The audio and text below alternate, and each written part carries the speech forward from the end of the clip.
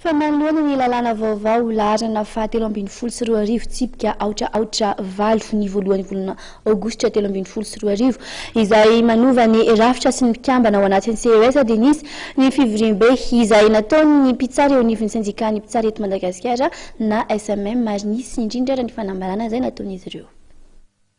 Tsy marisika amin'ny firosoana amin'ny fanoloana mpitsara mpikambana ao anatin'ny CES mpitsara ao anatin'ny SMM araka fanazavana izay nety filohan'ny SMM Andriamatoa Arnaud Marius Auguste no mariany kosa nefa fa tsy misakana amin'ny fanatsotsana fifidianana izy ireo. Aloha tsy misakana nizaniza ifidy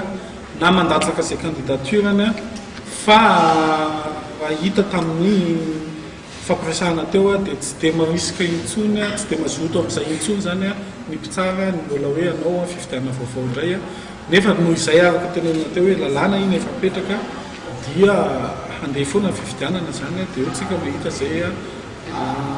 valim-pifidianana na izay olona milatsaka eo zany hoe anatin'ny demokrasia tsika sarotra ho an'ny sendika no andeha hisakana hoe ihany tsy mahazo satria na hisakana izay misy latsaka foana ny hoe lalàna no efa mametraka hoe isy fifidianana vaovao mpikambana ao anatin'ny fitsarana manokana eo zany dia tsy afaka hisakana an'izay zay. Mametraka iaisady amin'ny CES vaovao ihany koa ny SMM. Fotsiny satria hitantsika fa anarany hoe lakoly izy fitsarana nefa ny mpitsara ao anatiny zany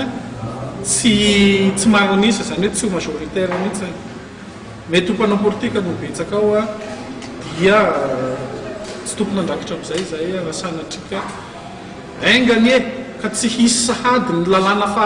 fa intelo indray hilaza fa misy CES vaovao indray rasanatrika misy zavatra eo na efa voahomanao zany lalàna zany fa miandra fandaniana azy fotsiny eny amin'ny assemblée indray dia ho akisaka indray fa tsy mety indray fa tonga saina indray tsika rehefa aveo sy ny mpanao lalàna rehetrarehetra na mpitondra fanjakana hoe rehefa tena nizoina tsy mety indray iny lalàna iny. Tao anatin'ny fanambarana izay nataony androany dia nanamafy ny SMM fa antoko ny fiandrianam-pirenena amin'ny fitsarana hoy ny sendikan'ny mpitsara eto Madagasikara. Noho izany dia tsekena ny fanososena ny asina sy fiandrianan'ny fitsarana, tsekena ny fanitsakitsahana amin'ny fitsipiky ny fisaram-pahefana sy fifandanjam-pahefana. Manamafy fa tsy azo ivalozana ny didim-pitsarana izay fitsipika sy filamatra tsy azo mitsara sy ny fitsarana idivirana hoy hatrany ny SMM. Ankoatra io dia mitsipaka ny endrika fanasaziana natao tamin'ireo mpikambana ao amin'ny CES teo aloha sy ny endrika faneriterena rehetra tao amin'ny mpitsara ao anatin'ny CES ny sendikan'ny mpitsara.